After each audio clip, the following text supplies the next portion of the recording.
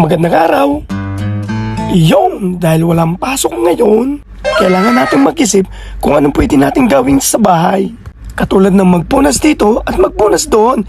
Ito ang panahon ng paglilinis at pag-ayos ng bahay.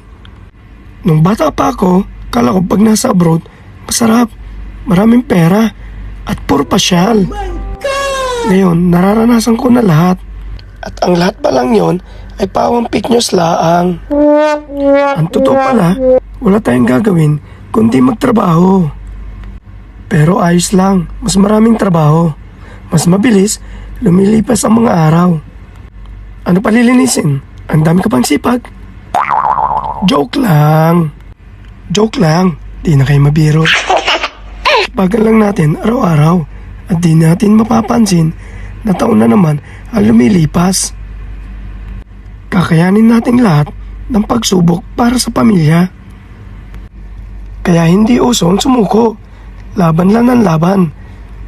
At yun, malapit na ako matapos maglinis.